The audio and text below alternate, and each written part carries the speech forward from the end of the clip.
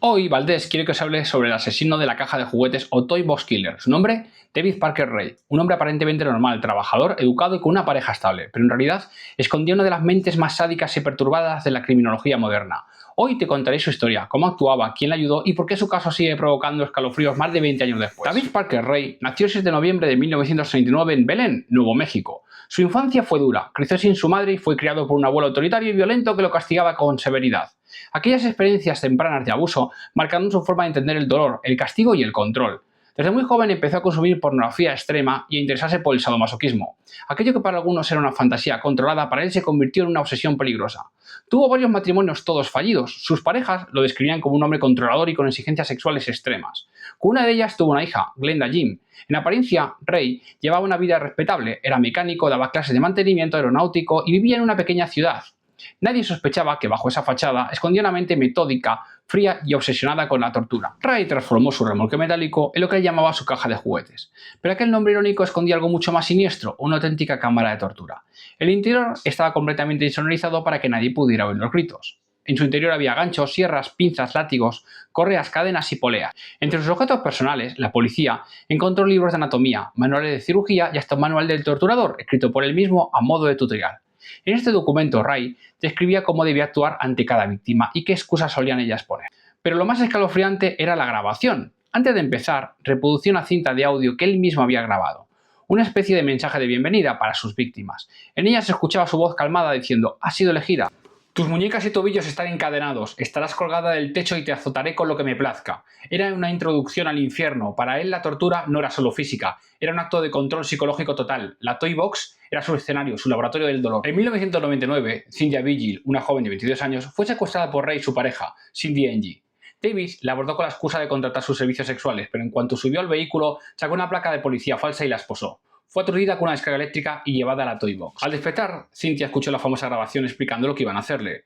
Durante 3 días fue sometida a descargas eléctricas, golpes, humillaciones y torturas sexuales. Ray y su cómplice la trataban como un objeto, una pieza más dentro de un ritual perfectamente estructurado. Pero en un descuido, cuando Ray salió y Cindy dejó las llaves sobre una mesa, Cynthia logró liberarse parcialmente. Cindy intentó detenerla, pero tras una lucha, Cynthia logró escapar.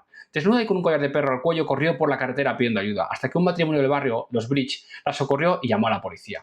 Cuando los agentes registraron la caravana, descubrieron el horror: instrumentos de tortura, grabaciones, fotografías y el diario donde Ray había documentado cada sesión. Con la denuncia de Cynthia, el FBI y la Policía Estatal iniciaron una investigación.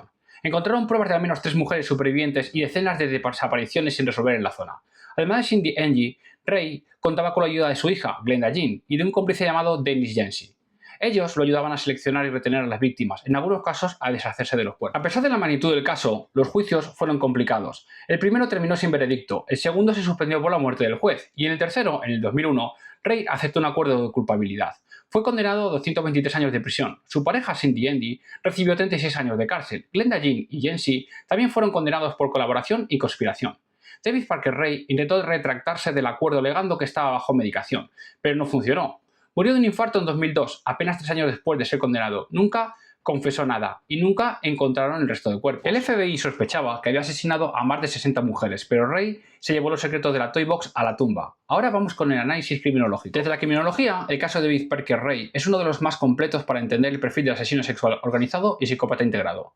La estructura delictiva. Ray planificaba todo, no actuaba por impulso, su caravana estaba diseñada con precisión quirúrgica, y cada elemento tiene un propósito dentro del ritual.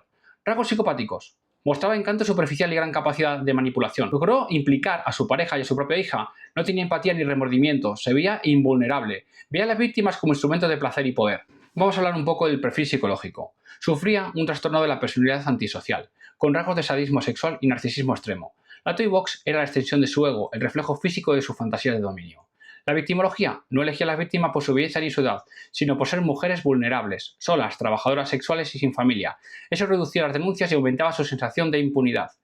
En conjunto, su caso cumple múltiples criterios del PCLR de Hare, el test de referencia para evaluar la psicopatía: encanto superficial, manipulación, ausencia de empatía, egocentrismo y conducta antisocial planificada. Y como conclusión, David Parker Ray no era un asesino impulsivo, era un ingeniero del dolor.